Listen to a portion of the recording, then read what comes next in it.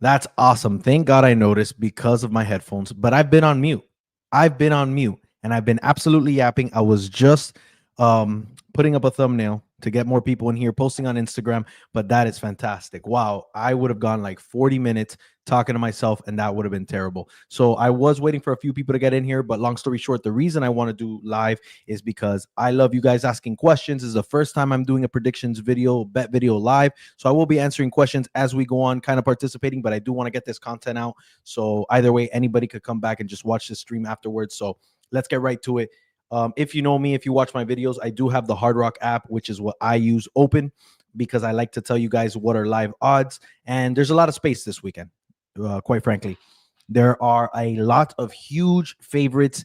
And this year, so many underdogs have taken it that there's always room, I feel, right? This is like the year of the upset, the year of crazy odds and crazy things happening. With that being said, I believe I'm going 3 underdogs on this card. There's 13 fights. It's pretty good. Not the best pay-per-view, but there's a lot of potential. And with that being said, we're going to start off with the first fight. And you know what? Sorry, I have to add to the intro. If you're new here, subscribe to the channel. Helps. Comment, like, share this. Go check out my Instagram. And then, of course, guys, my subscription, $4.99 a month. You get all my exclusive bets. We are currently, I just added everything up on my Excel, plus 34 units this year. Plus 34 units. That is pure profit. And now I'm also on Winnable. You could find that link on my Instagram and you could get text notifications right when I put up a bet. Put one up right now. I've got my long shot. So let's get right to it, guys. Sorry for the yapping. It is now 5:06, so 6 minutes late, if you will. But Markel Medeiros versus Mark Chonsky. Guys, the fact of the matter is we're dealing with someone who has UFC experience and we're dealing with somebody who doesn't. You're going to hear the narrative that Mark is this fantastic wrestler, a lot of potential, undefeated. This is his debut, but frankly, I'm staying away. The reality is Markel Medeiros is a very good fighter. He is very good. He's long. He has great striking ability. And quite frankly, in the past, I've seen him and we've seen him get out of grappling trouble. Yes, a lot of people thought he lost that last fight against Austin Hubbard, but guess what? He got it done. He lands the damaging shots. And the reality is, if he's getting up when Mark is attempting for those takedowns, he is going to have a freaking field day, an absolute field day in the striking department. So with that being said, let's talk about the odds. So we come here. And again, guys, I use the Hard Rock app. Odds might vary, but I'm giving you live odds on mine. So Markel Medeiros, minus 185. I did see him at minus 200. He's now minus 185. And then Mark is plus 150. I'm going to tell you, money line bet, I don't feel too comfortable with Medeiros because for whatever reason, if Mark comes out, his wrestling is on point, guess what? We could see a long day for Markel. I don't think that's the way to go. I think Markel wins. So if you feel confident in that, minus 185 is not too bad, especially dealing with someone who has UFC experience and you're dealing against someone with a debut. Now, is the fight going the distance? This is where it gets tricky because honestly, Markel Medeiros, there is some potential for finish and we haven't seen it in the UFC. But again, I do believe we're going to have a huge gap in mixed martial arts here. Markel Medeiros could piece Mark up, especially if he's failing those takedowns. If Markel could just get down, get right back up or just avoid them entirely, he could be dangerous. You could potentially be looking for a finish. Over 1.5 rounds is minus 425. The under's plus 300. I don't think it would come early. Winning method, Markel Medeiros by decision, plus 140. Markel Medeiros by knockout, plus 400. That is something to explore. I don't think that's a crazy outcome. I think it's very possible. And then Mark controls the fight on the ground. You have a plus 400 for him to go to decision. I think that's better than his money line. I'd rather take that. And then plus 500 for a sub. I believe he has 6 subs, if I saw that correctly. But guys, I'm telling you, Mark has dealt with absolute trash cans. I don't recommend it. Don't suggest it. My opinion, Markel Medeiros by knockout or by decision. But I personally am staying away. If you're a subscriber, you know that. You don't see any action on this fight. I don't suspect to put any. Maybe a long shot with Mark, but I'm not liking this. Next up, and I promise you, after the next 2 fights, what we have in store as far as breakdowns is just golden. And I am going to try to speed up in the prelims because I know what you guys want. So let's see. Someone said such shit odds on the prelims. No, guys, such shit odds for the whole damn card. Honestly, it is insane. The whole card. So we have Mr. Salkild and then Yanal Ashmos. All right. And talking about odds, you have Salkid at minus 550. You have Ashmus at plus 400. Guys, that is the widest line for no reason. Okay. this is what I'm going to say about this fight, and I want you to listen closely, because those who follow me for a long time and respect my opinion here and my gambling opinion know I do hunt value, right? If you give me somebody who I believe should be a minus 120 favorite and you're giving him at minus 300, I'm sorry, I'm not going to take him. I could be confident, but I probably won't take him. It's too dangerous, right? Not the value I want. We're hunting value. When we look at this fight, I see Salkeld as the better fighter. I think he has the better grappling. I think he has fantastic pressure. He makes his opponent uncomfortable. He has great striking. And I think that he is someone who's potentially very dangerous in the UFC, because he is going to move forward. He's going to pressure you. And we've seen his opponents kind of crash out. But what have we seen from him? Fairly untested guy. Fairly untested. And then you have Ashmus, who, don't get me wrong, I do not think he is on the level of Salkeld. But guess what? He has the power to put its lights out. We are dealing with two pretty unproven guys. These guys, neither of them have 10 fights. And you're going to put this guy as a minus 550? Insane. So this is what I'm going to say. It's a quick breakdown, but another fight I'm staying away from, and I want you to know that. And that's why I said it gets better, because we can start talking about some bets. But I'm not taking a money line. I think that's absolutely insane. I kind of like a finish here. I kind of like a finish, and I'm going to tell you why. I think both of these guys are going to test each other striking until someone's in trouble, but that might be too late. Ashmus is very powerful and can find a finish. But I think Sal is going to come in. He's going to be pressuring. He is going to mix up the grappling with the striking. He's going to get some kicks involved. And then all of a sudden, you now might be in some trouble, because you have a mixed martial artist who's very good all around, just mixing it up on you. And now you might be in dangerous territory. So if you like fight doesn't go the distance, right now, fight not going the distance is plus 110. And you know what, guys? I think there is some value in that. I think there is some value. I hadn't seen that. Fight to go the distance, minus 145. Salkeld to win by finish, yes, is plus 170. There's some value there. I'm staying away, guys. Salkeld is the better overall fighter. I think he's going to bring the pressure. If lets him bring the pressure, he's counter striking, he loses this fight. It's that simple. I think needs to be aggressive. He needs to mix it up, and I think he needs to bring his power to this fight. But minus 550 is insane, guys. I don't touch that fight. This right here, Jacare, Joe Sang-yo. I don't know how good you see my little PowerPoint presentation here, but these guys are scary sons of bitches. I don't know, never been I'm not scared of any race. I'm not scared of dudes with tats or mean looks, but these guys look badass. These guys are straight out of some fucking weird movie where the Asians are killing everybody. They're like hitmen. Look at this guy, Joe Sang-yo, South Korean, tatted up. This other son of a gun over here, crazy ass haircut, mean ass eyes. I freaking love it. I love it. And my favorite part about these guys is that their looks match their performances. This is what I'm going to say, quick to start it off. Both of these guys are hunting finishes.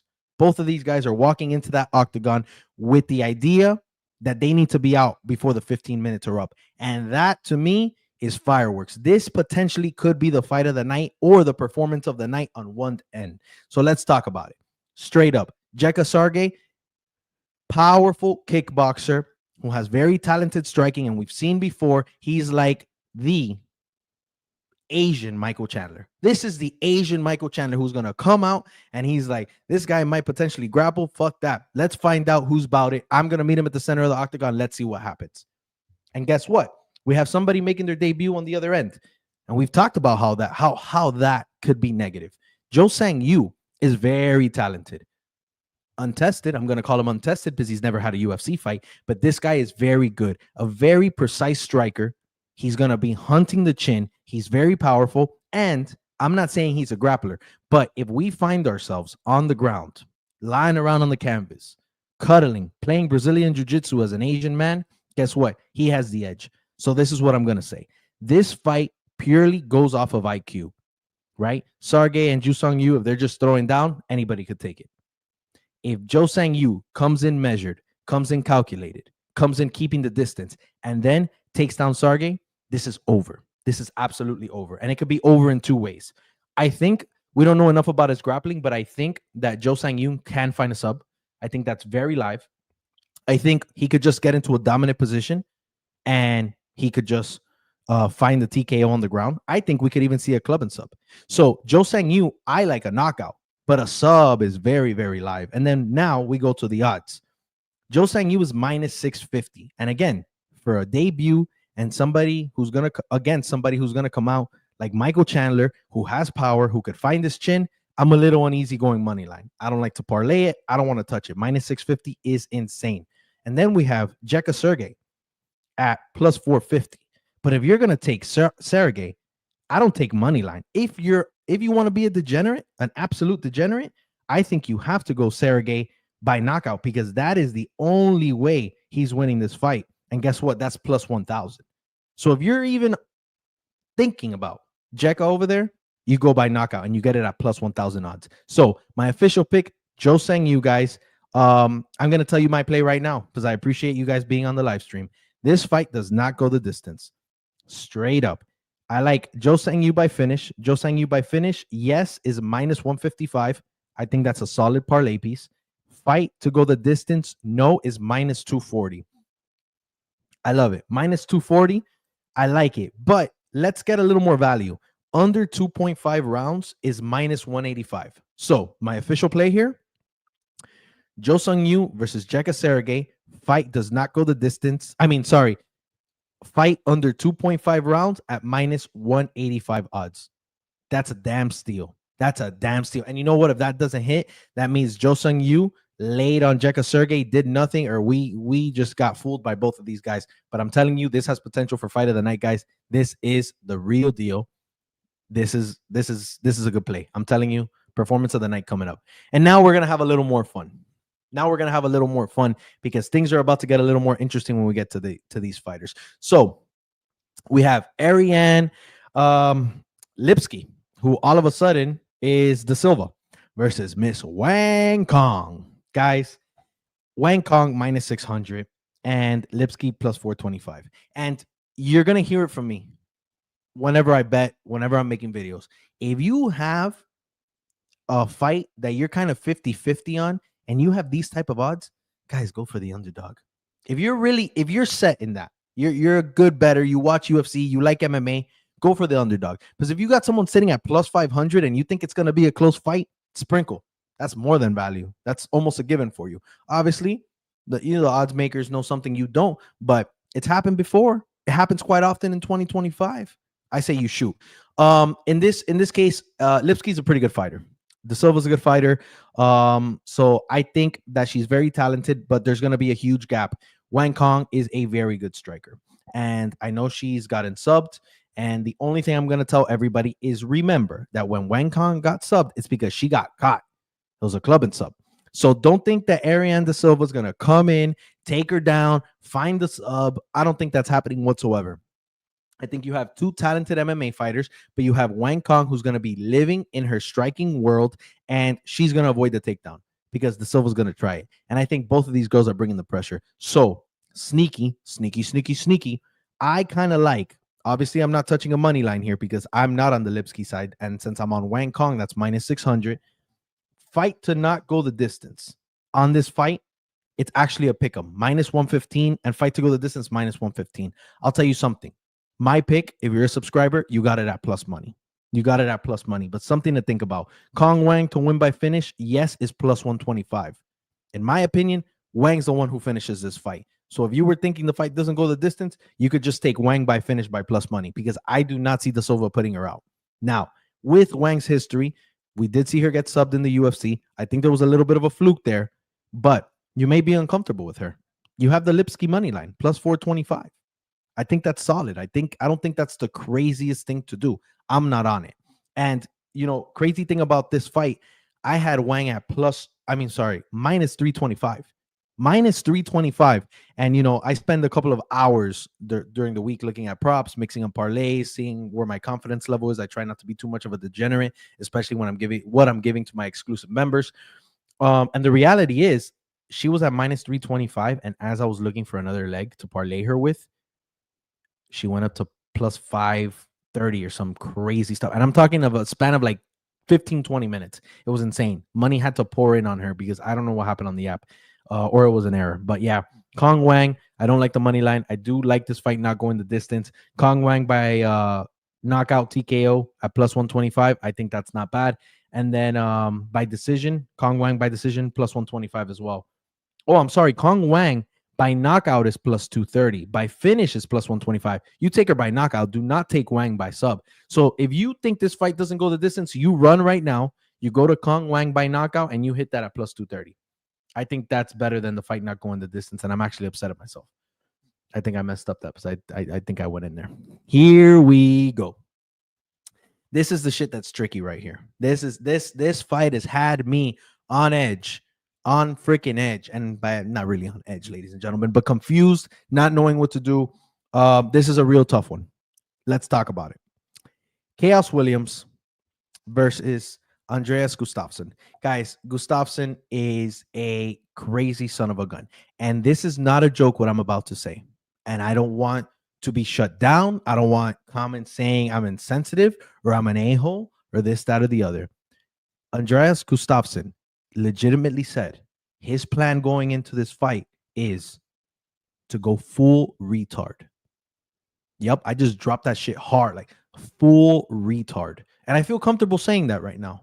I feel comfortable saying that because he really did say that. And when you got a fighter, an MMA fighter, saying, I am going to go full retard, you know this guy is just going to push forward, push a pace, get hit, keep moving forward, and be a freight train. Now, if you have someone who I have not seen fight before say that, I'm going to be like, all right, that guy's dead.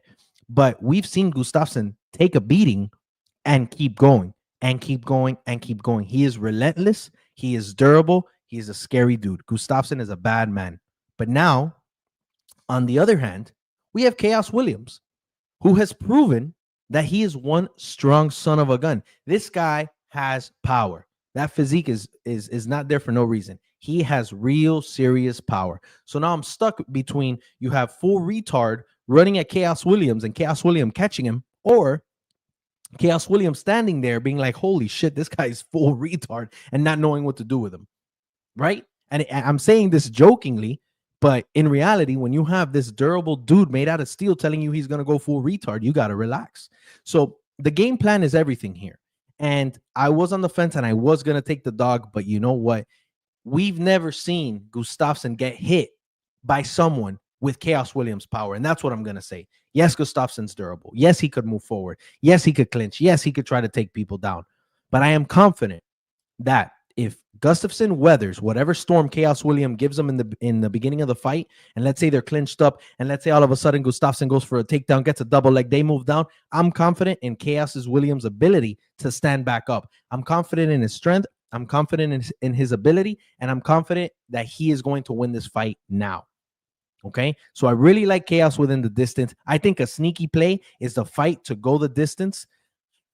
I'm not taking it, but I don't know, man. Something about Gustafson's durability is insane. So Williams minus 190. I could see that in a parlay. Gustafson plus 150. Over 1.5 rounds is minus 165. Under is plus 125. If you think this might be out in the first round, under at plus 125, I don't think that's bad. When we go to fight, go the distance, yes, it's plus 175, and no is minus 240. So the odds makers are expecting a finish. They're definitely expecting a finish, and that it should be. But again, guys made out of steel. Ultimately, I was on the fence. Again, I do not like it when UFC fighters say they're going full retard. It's scary. You don't know what's going to happen, but I trust in Chaos Williams' power. That guy's the real deal. I'm confident in his ability. It's going to be a fun fight. This is another good one that I'm excited for. Another good one. I told you, after you get out of those first 2-3 fights, man, you have some bangers, and the matchmaking looks shaky because of the odds, but I don't think so. Straight up, guys. I got 2 bets on this fight. Both props. No, actually, not both props. I'll tell you right now, even though, like I said, I appreciate you guys being on my live. We have Sergey Spivac, a very experienced UFC veteran, going up against a very athletic, young and up-and-coming Waldo Cortez Acosta. Okay? From DR. Now, Sergey Spivac has fought the best of the best, but he's also lost to the best of the best. But I want to say that because I want you to keep in mind that his IQ's there, his experience is there, and this might be a little bit of a downfall. Now you have Waldo Cortez Acosta, who is very strong, very athletic, and is up and coming. And I just always will take the up and comer over the old aging vet who's taken some rough losses. And Spivac's coming off a knockout loss to Halton Almeida, right? So these are all relevant factors. So Waldo Cortez Acosta, here's the problem. We have no idea what the grappling is going to look like. And you could take it to the bank that Spivac is going to shoot a freaking takedown within a minute. And if he just stands there in front of Waldo Cortez Acosta, sayonara, saya freaking nara. But I trust in Spivac's IQ and his game plan to say, I need to take this guy down. Okay? So now, Waldo Cortez Acosta, what does he need to do to win this fight? Quite frankly, he needs to avoid the clinch. He needs to avoid the takedown. He's a big dude. Hopefully he's able to evade any clinch work, any takedown attempts.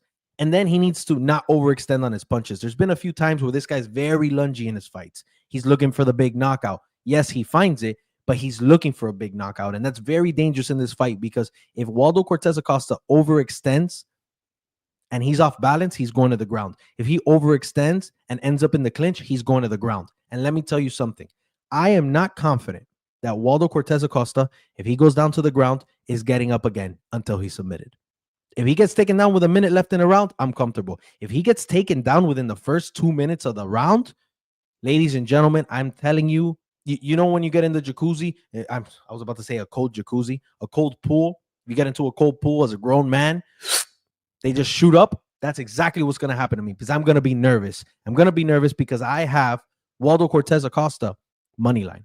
And I love it. And you could get better odds than I got it because I got him on Monday, I think. And you know what? Sorry, guys. I freaking lost the fight here. I got him, I think, at plus 105 or 110. He's at plus 115 right now. So I'm taking the money line. I'm trusting that Waldo Cortez Acosta, being the up-and-comer, is going to come in, going to be athletic. He's going to evade the takedowns, and he's going to find the finish. Sergey Spivac has been finished before. But, guys, tread lightly. Spivac is experienced. He has high IQ. I think he knows he needs to take this fight to the ground, and he's extremely light for a sub. I have a bet on both sides. One is straight money line for Waldo Cortez Acosta, and the other one is part of my long shot parlay, which for that one, sorry, guys, I'm not just giving that puppy out. You're going to have to go subscribe. So more to come. So first dog of the night goes to Cortez Acosta. Next up. All right. Next up. Azamat Murzakoov. Look at this guy. This is my doppelganger. Look at this brother. Awesome. That's my brother over there against Brenton Ribero. Guys, straight up. Let's do this one quick. Murzakoov minus 600 favorite, Ribero plus 425. You know I'm not touching any of those money lines. Quite frankly, I just don't think Ribero wins this fight, so I'm not touching it. If you're on the Ribero side, plus 425, it's a gift from God. I'm not. I'm definitely on the Azamat side. Guys, Azamat's very good. Azamat is very, very good. His striking is ridiculous. His speed is ridiculous. His power, my God, this guy's putting people out for fun. And I really do think that, I don't know if people are underestimating him with his like physique or something, but he is extremely quick. His footwork is insane. The way he's able to close range, because look at him. He's 5'10". He's fighting someone who's 6'3". That's problematic. You see that? You're like, what the hell? I like Ribero keeping the distance. I don't think that's going to happen. Ribero has a tough time, right, moving his head. Ribero does not have the footwork that Azamat has.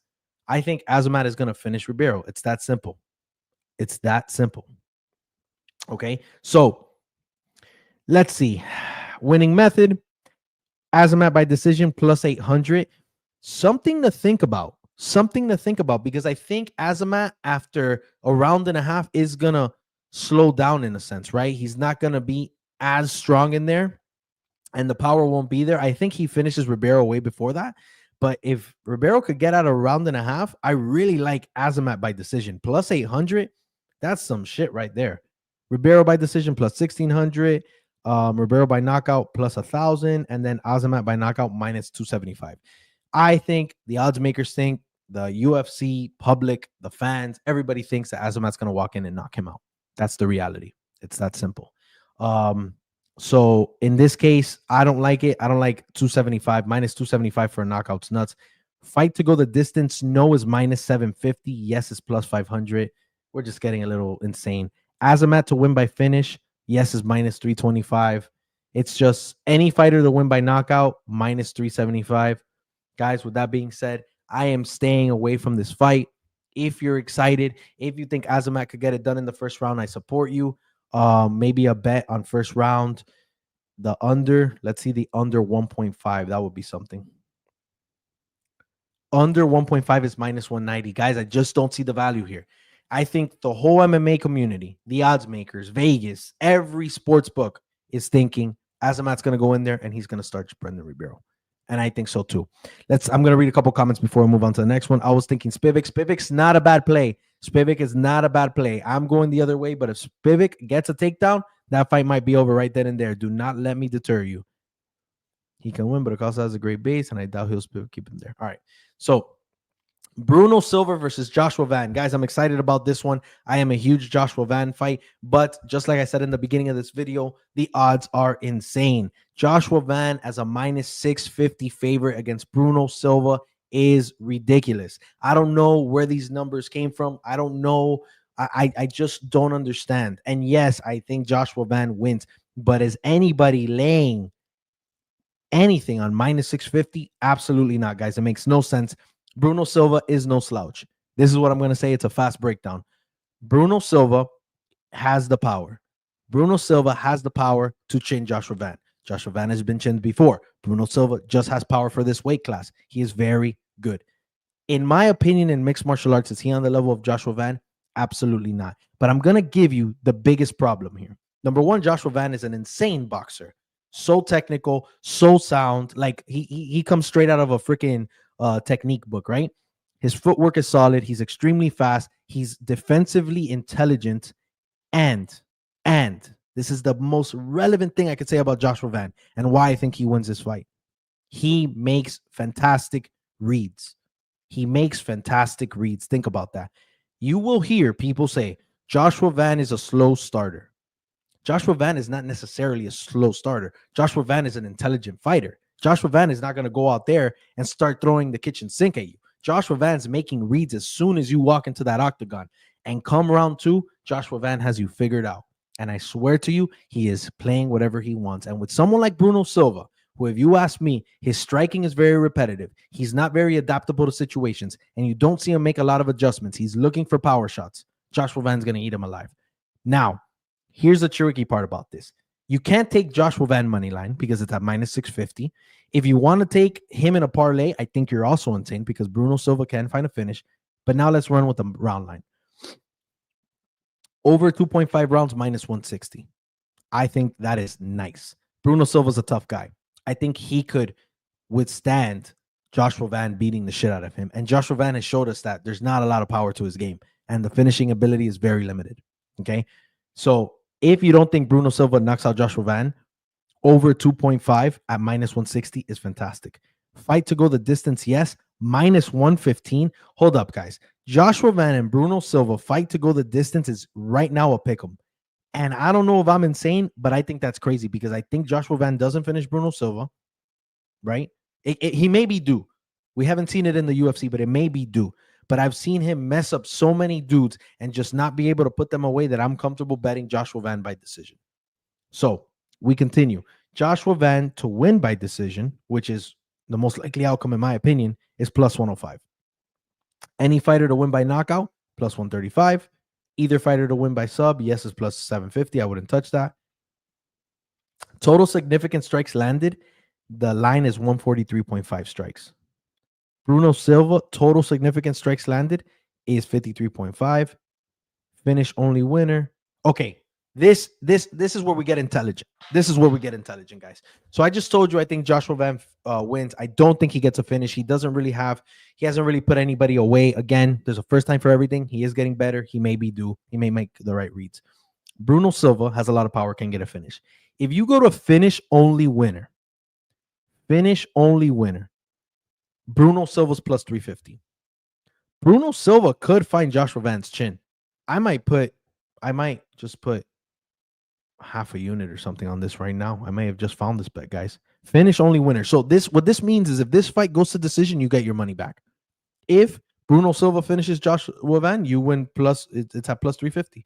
I really don't see Joshua Van finishing this fight. Again, he may be due. I may be completely wrong and eat my words. He's very good. He adapts well. Everything you heard, he's a fantastic boxer. He makes the right reads. He's very good and has a great future, but I don't think he gets a finish. I have Joshua Van by decision. That's final. Guys, and now to get more fun. And now when people are joining the stream, they'll know who I'm talking about because most of the people I feel at the beginning are like, who are these guys? I got a lot of casual fans. I'm the MMA casual. All right. Kevin Holland coming into this fight as a minus 275 favorite. Vicente Luque plus 210. If there's another good underdog other than Waldo Acosta, I think Vicente Luque is the right call. I'm not taking him. I'm not taking Vicente Luque. I have trouble betting on Kevin Holland. I always have. Last year, I told myself I can't bet him again.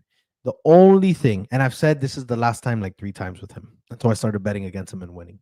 And then last time I bet him against Gunnar Nelson and we won. So here's my take.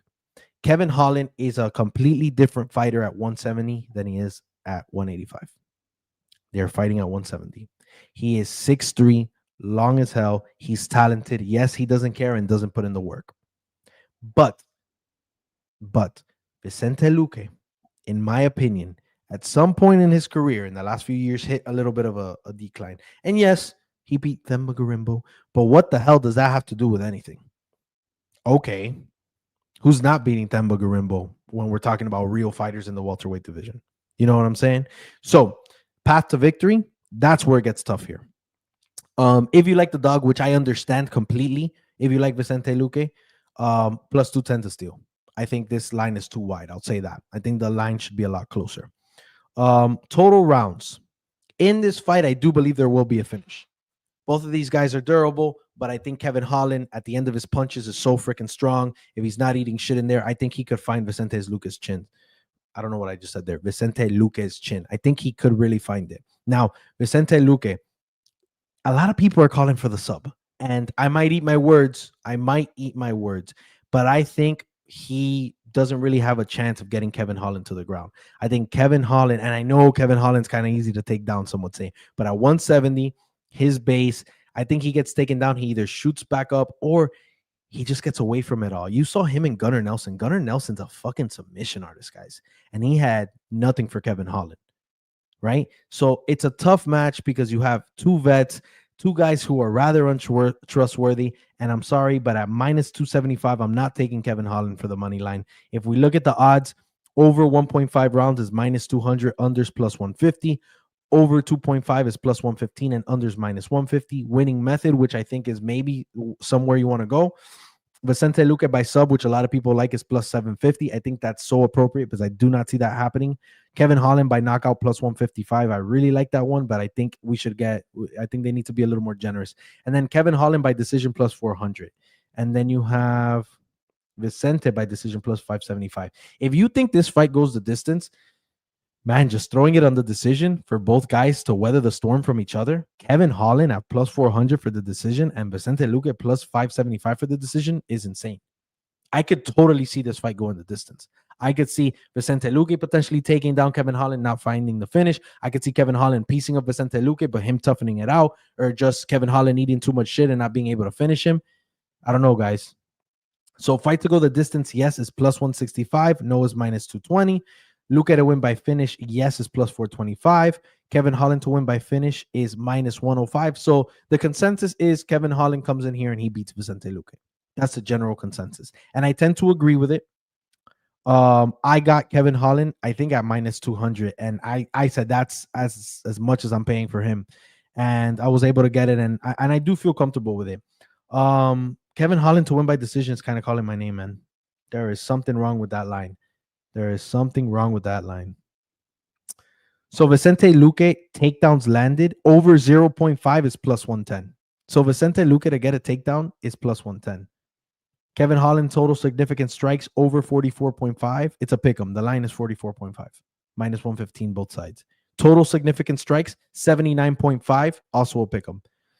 Man, guys, this is a sneaky one. Again, Kevin Holland money line. I liked it initially. Minus 275, guys. He's too expensive. Stay away. I think it's a little bit of a rob to have him by knockout at plus 115. And then let's go to fight to go the distance. Yes is 165, and then no is minus 220. Yeah, guys, this fight, you might just want to play it safe. I don't know. Both of these guys are untrustworthy to me. I did put one of them in a parlay, but I got Kevin Holland at minus 200. And I just think he wins this fight. But yes, I may be on that same train as before saying, hey, it's the last of me from him. All right, guys. 4 more fights, and we're in the good ones. Mario Batista Patchy mix. All right, guys. Patchy mix is good. Patchy mix is very good. And Mario Batista, I don't know if I'm gonna blame the MMA gods. Everybody hates this guy right now. Everybody hates this guy. It's insane. And the Jose Aldo fight, my opinion, he won fair and square. When the third round was over, Jose Aldo had not done anything. Yes, because he was being held against the cage for 5 minutes, but he had not done anything. So how do you give the guy who literally did nothing the fight? Everybody was like, Aldo won that round. No, he didn't, because he couldn't do anything, because he was stuck against a cage. Are we going to score a lot for the cage control? No, but it's the only thing that happened in that round. So what are we going to do? I'm going to give it to Mario Batista. It's that simple. So Mario Batista gets a lot of hate, but I'm going to give him something. He's a smart fighter. He finds ways to win. We've seen this guy in some close fights, including the Jose Aldo one. And now we're getting Patchy Mix, who is freaking good. And the thing about Patchy Mix, and this is the biggest difference, I'm not going to break this down forever because it's this simple. Patchy Mix is slimy as hell as far as his grappling goes. What I mean by that is that son of a gun is always looking for a limb or a neck. So what is Mario Batista going to do in this fight? Is he going to strike? Is he going to push pressure? Is he going to try to hold him up against the cage? He's going to try to strike. And even though I do believe Mario Batista is pretty technical, I think Patchy Mix is going to keep up with him in the striking. But now, if Patchy Mix gets a takedown or Mario Batista's in the clinch with Patchy Mix, now you got to be careful, because Patchy Mix is a threat everywhere you stand in the octagon. Every time you're in arm's reach of that guy, he's a threat. I got to be honest with you. I love Patchy Mix by sub. Mario Batista's been subbed before, guys. And I'm not saying he hasn't made improvements. I'm not saying he's for sure getting subbed, but I really like it. And they're teasing us almost with these odds. Patchy Mix by sub plus 300. Plus 300. Guys, that's a fucking steal. And I know it was like plus 450 earlier this week and I missed it. So Patchy Mix by decision plus 165, the most likely outcome. By knockout plus 1,000, by sub plus 300. Batista by decision plus 275. So they think Batista beats Patchy Mix. That's more likely by decision than Patchy Mix finding that sub. Batista by knockout plus 850. Batista by sub plus 1,500. That's not happening. Fight to go the distance, yes, is minus 160. No is plus 125. Plus 125 is not a bad deal, guys. I only see this fight finishing if Patchy Mix finds that sub, which I think it's going to be live for a good 7-8 minutes of this fight. I think there's going to be some great grappling exchanges here. But it's a tough one. Patty Mix to win by finish. They have it at plus 210. So not bad. If you really think he's going to do it, man, I think that's the way to go. Let's look at significant strikes. The total's 91. Takedowns landed. Patchy Mix over 1.5 takedowns is minus 155. That's something to think about. I think Mario Batista is good enough to find his way up in a couple situations. So I think that's serious. I'm all over Patchy Mix here. I definitely threw Patchy in a parlay. Minus 190, I don't know. I don't agree with the odds makers. I think Patchy Mix is that freaking good. No shitting on Mario Batista. And just a little side comment here. Who the fuck names their son Patchy? Just kidding. I know it's not his real name. But I never understood it. Patchy. What was it? Got a patchy beard, patchy hair. I don't know. I never understood it. But anyway, I know it's not his real name. Don't start with your comments. Guys, I have a degenerate bet. I have a real degenerate bet. Quite concerning. I think I need to be stretchered out of this room because I made it a couple days ago. And I just said, hey, I gave it to my subscribers. I'm sticking with it. We have Joe freaking Piper minus 425, Kelvin Gastelum plus 300. Now, can we take a minute? Can we take a minute to appreciate Kelvin Gastelum, the professional UFC athlete who refuses to take care of himself? He looks fantastic there, by the way. I'm not being sarcastic, because Kelvin Gastelum spends his life not making weight. Literally, he could not make welterweight at 5'9". He could not make welterweight. This man is going up against one of the most dangerous guys in the division because he doesn't want to cut 15 pounds. I swear to you. It's insane.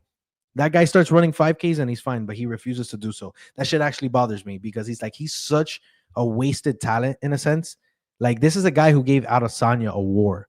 And look at this guy. But anyway, I digress. All right. Kelvin Gastelum plus 300. A lot of people like that line. And a lot of people like him in this fight because he is very good.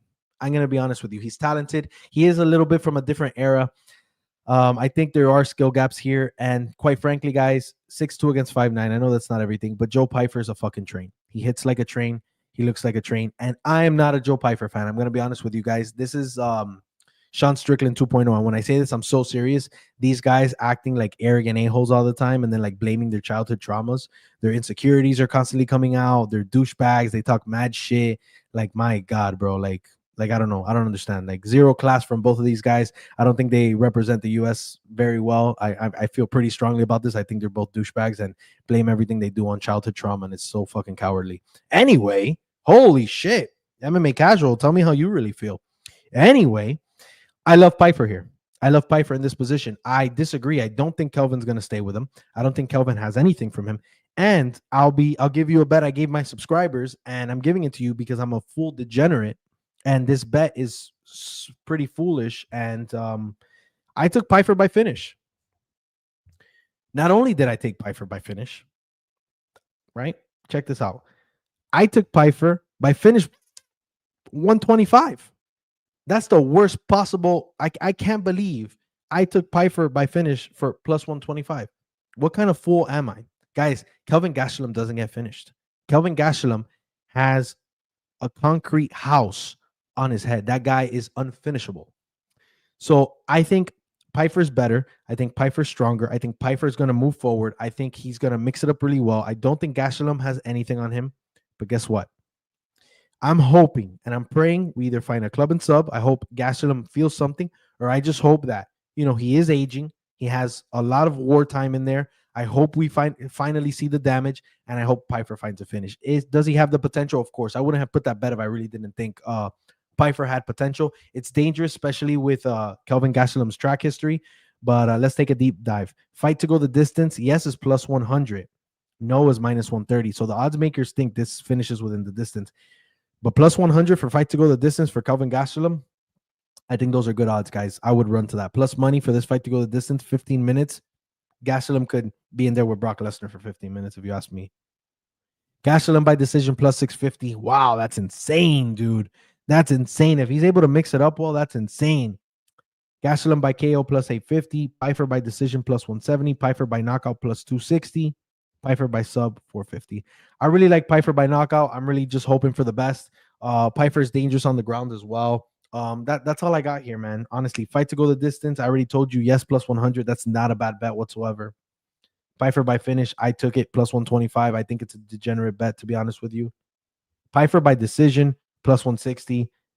Gastelum by decision at plus 650 is insane, guys. Gastelum won't finish Joe Pyfer.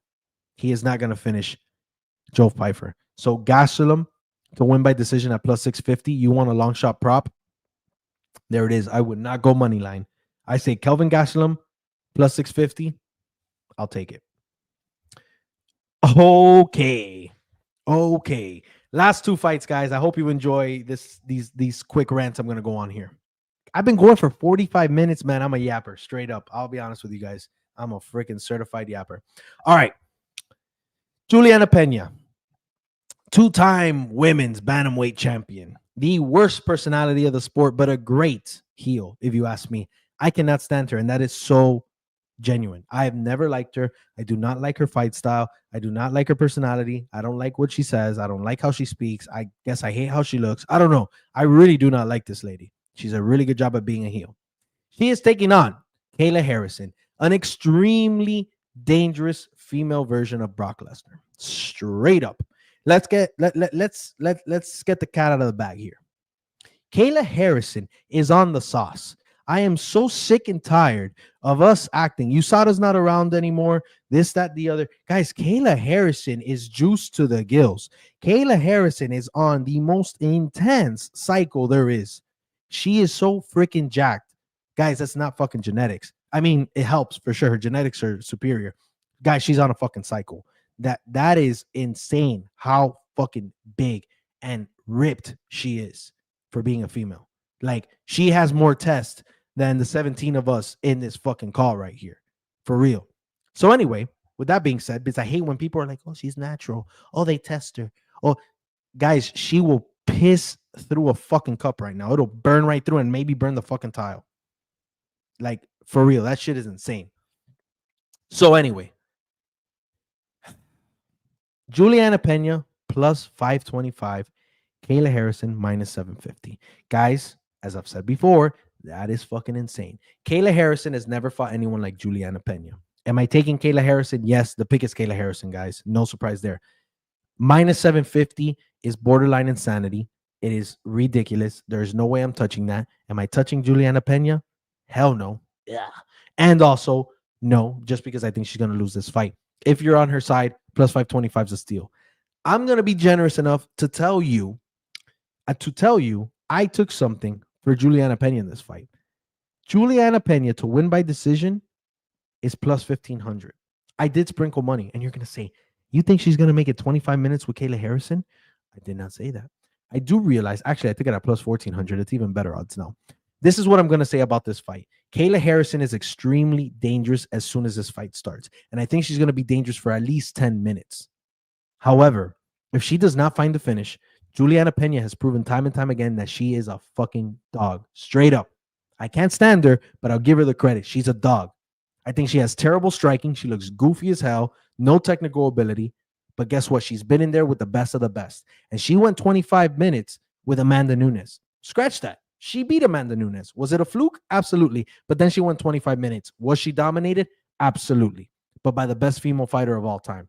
So let's relax a little, because minus 750 is a bit of a stretch. And like I said, Juliana Pena is a little older. She looked like shit against Rocky, if you ask me. She lost that fight, if you ask me.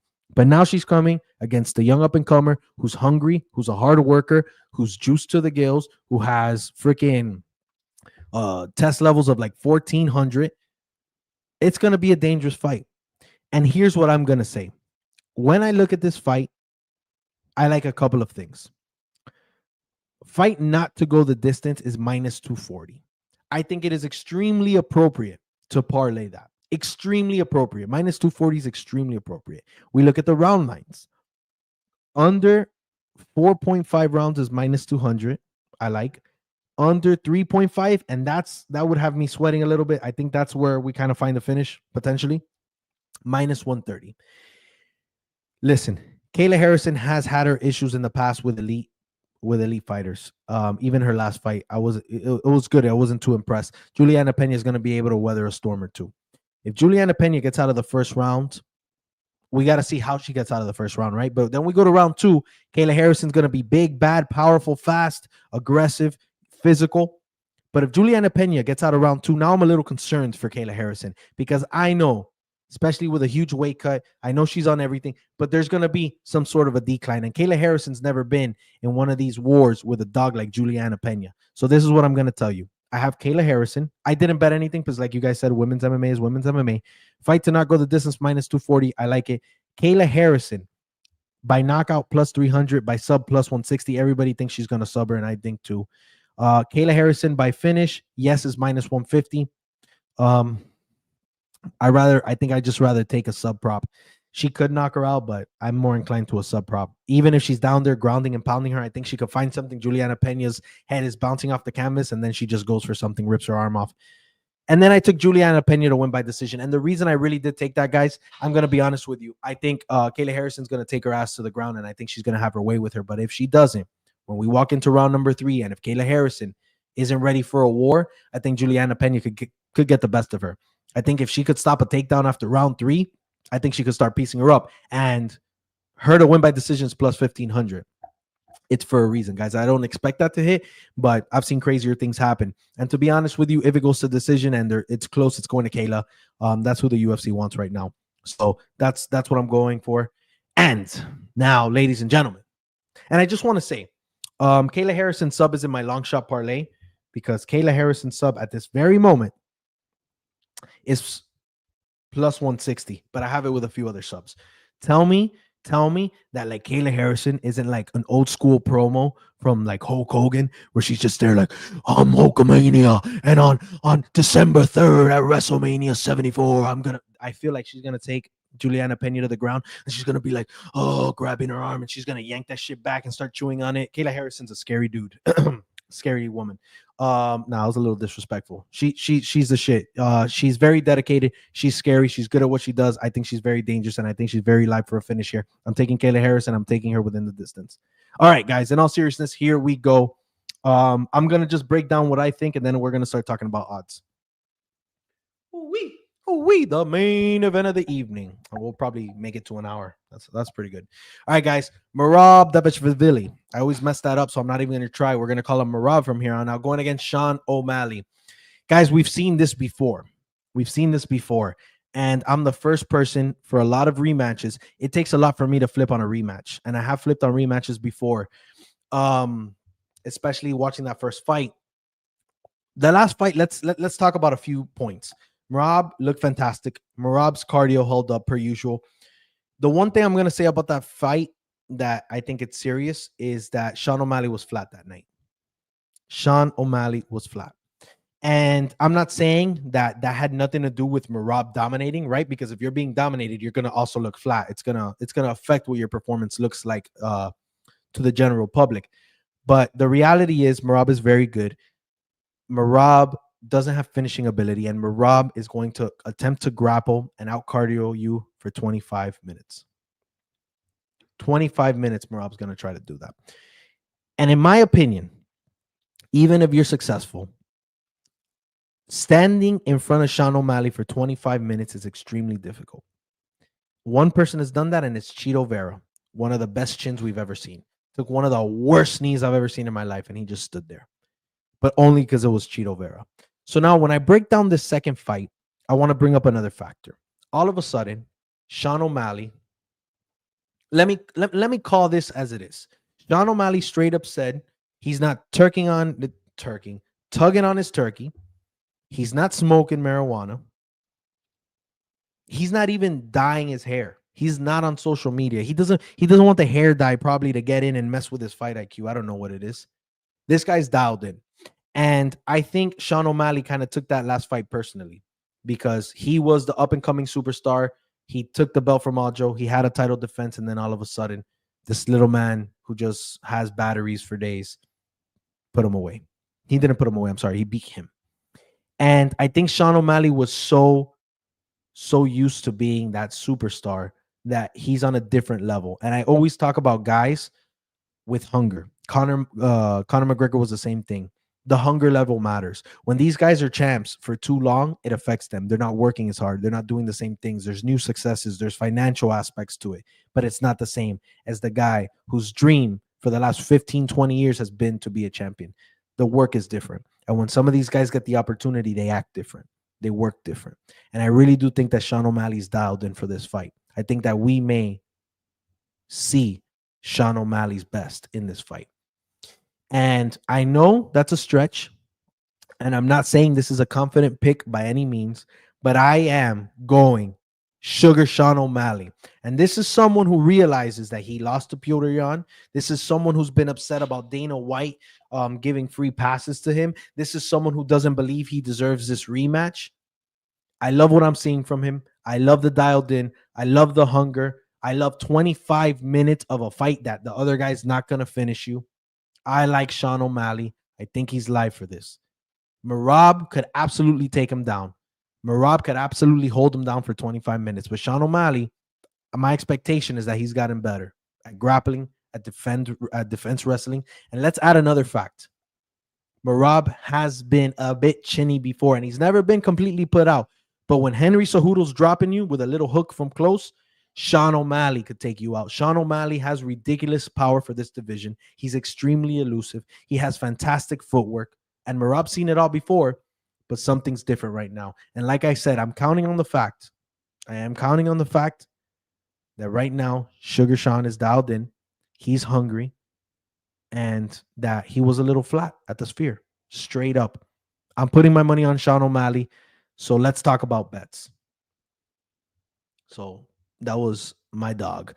Sean O'Malley plus 220, and I think that's exactly how I got him. Morab Dvalishvili minus 275. You want me to be honest with you? I think Morab will be a bigger favorite tomorrow, even though I do see some of the community backing Sean O'Malley.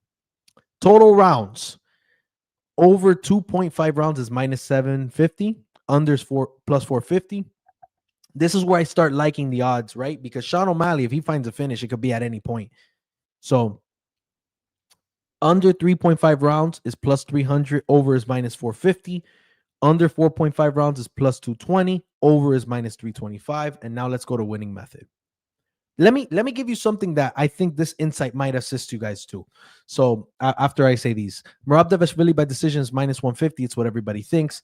Morab by knockout plus 800. Morab by sub plus 800. Sean by decision plus 500. And I love that line. Okay, we're gonna come back to that. Sean O'Malley by knockout plus 475, and then Sean O'Malley by sub plus 2500. Fight to go the distance. Yes, minus 260. No, plus 190. That's not bad. Sean to win by finish. Yes, is plus 475. So the best odds you're going to get on Sean for him finishing is plus 475. You know what? I rather just take the money line right now, because I'm going to tell you something. When I was done watching Morab versus Sean O'Malley, I'm going to be completely honest with you. I did not think the fight was 3-2. I did not think that whatsoever. The scorecards were a lot closer than we all expected, but I knew Morab won. If Sean O'Malley does, I have no idea why I just yelled at you guys. My God, that sounded so loud on the headset. If Sean O'Malley puts up a close fight in this era where damage over control is everything, please remember that damage over control. I think Morab can be all over Sean O'Malley. Morab can have 3 minutes of control time each round. But I think if Sean O'Malley is landing some damaging shots, or there's a cut open on Morab's face, he's going to steal that round. And more so, not just because we're in an era of damage over grappling, more so because Sean O'Malley is a superstar. And right now, the UFC is out of superstars. Right now, we're not in a good point of the UFC at all. We don't have this big seller right now. And I am very inclined to say that Dana White, Hunter Campbell, Sean Shelby, and the UFC as an organization is praying to the heavens, the MMA gods, that Sean O'Malley wins tomorrow. That is what they are praying. So if we go to a close decision where Sean O'Malley has had big moments in some rounds and Morab has controlled but hasn't gone for subs, hasn't really landed a lot of strikes, I would not be surprised if Sean O'Malley gets the nod. I would not be surprised at all. So a sneaky pick here, if you want more than plus 220 for the money line of Sean O'Malley, Sean to win by finish plus 475, I'm inclined for that. But Sean O'Malley by decision is not the craziest thing before. We saw what happened against Petr Yan. And again, guys, we are in an era of damage over control. And Morab Devashvili holds people down and wrestles and this, and they get up and trips them and this, that, the other. And he had a good fight with Umar, but that was Umar. He's not going to try to strike the same way with Sean O'Malley. He's going to be very grapple heavy. If he's striking, power to him and good luck to him, because Sean O'Malley's dialed in. Guys, the final pick, Sean O'Malley, plus 220. And I gave you some bets, what I thought. We broke down every fight. I appreciate all of you. This full video is going to be out. You can rewind if you got here late. I've had people in and out. I'm the MMA Casual. Go subscribe. And now if you want my exclusive bets, here's what you have to do. You go to Instagram. You go to my page. You hit subscribe, $4.99 a month. You don't even have to like them. You could throw money on some things that you like and this, that, the other. But just to know what I'm putting in, I think $4.99 is a freaking steal. It pays for itself if you're actually following. We're plus 34 units for the year. I'm also on Winnable. If you want automatic text to your phone when I put in a bet, guess what? You could get that done too, to Winnable. You know what? I think I'm going to stay on here a couple more minutes. I don't know. And yes, give this man his $5. I know it sounds cheap, but in all seriousness, guys, I put in work to this. I hope you guys love the content. I appreciate all of you. 20 people for this breakdown. I might do this more often. We'll see how much attention this video gets. It was different. It's on the Friday, so I said I'll go live answering questions if you guys have them, or if you guys want to talk about a few things. I'll put some comments up here and stuff. But if I don't get a question in the next minute or so, or the next couple minutes, yes, I'm taking off. So let's see. Any questions on the board? Any suggestions? Any bets you guys are doing? Maybe we could actually do something here. This is new. Like I said, maybe we could cook up a bet right now. And I have a long shot. I'll be frank with you. I already put it in. I'll give it to you guys. If you want to hear my long shot bet, stay for another 20 seconds. So, I have a long shot bet plus 4,580. Okay. And I know I went Waldo Acosta. but I do have Spivac by sub plus 350, but I could definitely see him just mounting him and beating the shit out of Waldo. Patchy Mix by sub plus 300. And then I have Kayla Harrison by sub. $25 gives us 1170. So that's what's up. All right. I want to talk the prelims. Why the odds so low? What do you mean the odds are so low? The odds are fucking terrible for this whole card. And all that tells me is that the matchmaking is atrocious. That's all that tells me. But I think there's a lot of action. What about the Silva missing weight? Holy heck, guys. I didn't even mention the Silva missing weight. I did not mention her being about. Yeah, I'm more confident in my bet. I have two degenerate bets. I have two. Joe Pyfer to win by finish. I think that's a degenerate bet. I think that's really just throwing money because Kelvin Gastelum, could withstand the storm. My other one was Wang inside the distance or the fight not to go the distance for that fight. And it was only like plus 110. A little bit of a degenerate bet there. And my concern was that De Silva could weather the storm. But let's be honest. Plus 6 pounds. Number one, extremely unprofessional. Garbage. But yeah, so fight to go the distance, no. I put a unit on it, plus 110. Yeah, I don't like that. But her coming in at 6 pounds making me feel a little better. So thanks for mentioning it. All right. I'm from South Africa. Shout out to DDP. All right. Since DDP watches my stream religiously, look, I'll put that there so you could shout him out. All right. Dylan, do your bets on Betway and send me your slip. Dylan, I assume that's somebody who was in the comments. I don't see a Dylan. I don't know who Dylan is. Maybe I'm looking at a different chat. I have to see what the live chat looks like. Love the activity you've been having. I have a long shot. Mirzakhanov by knockout in the first and Luke sub. I didn't put much on that one. LOL. I don't think that's a bad one. I like Mirzakhanov by knockout in the first round. I think that's the best value you're going to find in that fight. The odds are insane. But I will be honest with you. I don't like Luke by sub. I don't think he subs Holland. Holland's fucking dangerous down there, and he's so long at the welterweight level. I mean, I think he could keep Luque away. I'll do my bets later today. Tapelo. Oh, there's our boy Dylan. Oh, Mr. South Africa. That's what he was talking about. My bad. Yeah, guys. So yeah, any other questions, comments, concerns? Happy to help. Happy to give suggestions. Happy to give my opinion. I gave you guys some of my actual exclusive bets.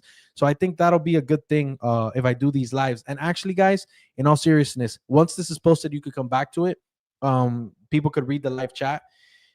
I want you to tell me, for those who are commenting, do you prefer me going live or do you like me just putting out a video? Obviously, we went a little over today. It's a pay-per-view, so it was an hour long. But usually they're about half an hour. So I don't know if you guys commonly watch my content or watch my breakdowns. They're about half an hour. I don't know if you like that form better or this one, so we could be a little interactive live. Yeah, I wish I had a little more, but 20 is not bad. I'll take 20 for the first time I'm doing this on YouTube on a Friday at 5 o'clock. I don't think this is bad at all. But yeah, there's a part of me that is actually a little more natural too when I'm live, because I feel, even though I'm looking at a camera, I feel like I'm somewhat talking to people. And I'll do more lives, man. I think I'm going to set up a live in the studio more often.